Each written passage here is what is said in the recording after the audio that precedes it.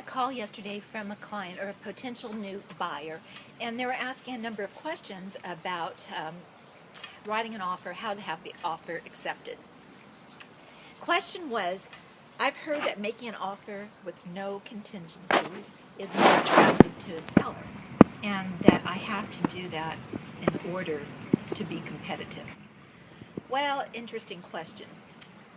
When a seller is reviewing a contract for acceptance, there are a few things that they're evaluating. One, of course, is the price of the being offered. Another is the various terms, the strength of the loan that's going to be acquired by the buyer. And then another is the contingencies. Now, what the contingency is, a contingency in a purchase offer is the buyer's right to say, you know what, I don't want to go through with this offer.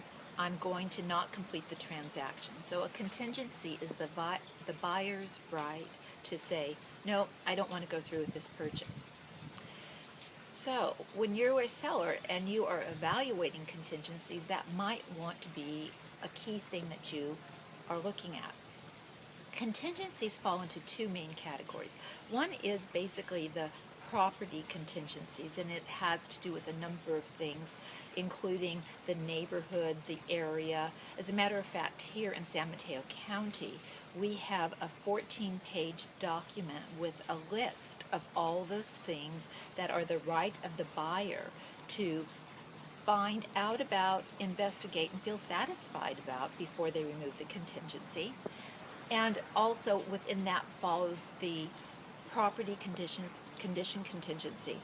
Now, oftentimes a seller will hire a property inspector prior to putting the home on the market to go through and check out the property condition.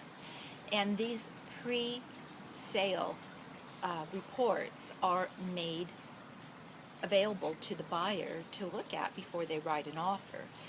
The idea behind that is the buyer is writing an offer knowing the condition of the house.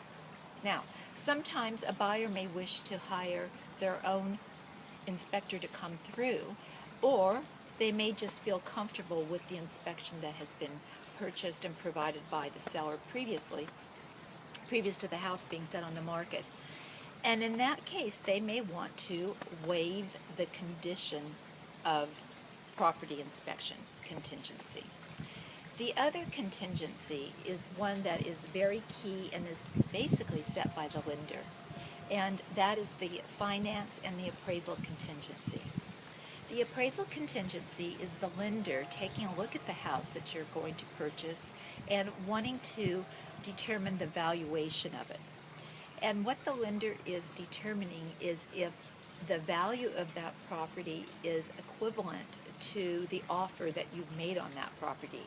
After all, it's the lender who's going to be loaning money on it, so they want to make sure that the valuation is correct. The second part of a finance contingency is the lender wanting to be sure that the person who is borrowing the money, the buyer, checks out also. So they want to make sure that in their final check through that you have the ability to pay back the loan. So the finance contingency could also be waived. One can waive the appraisal and one can waive the finance contingency. But neither of those should be done without a thorough conversation with your lender and with your realtor. Really know what that means and the impact and consequences if you choose to waive any of the contingencies. Then you decide what you want to do. Now, if you have any questions about contingencies or what to do to purchase a property or sell a property, call me, 650-399-5505. Or, if you'd like, check out my website, www.maryannt.com.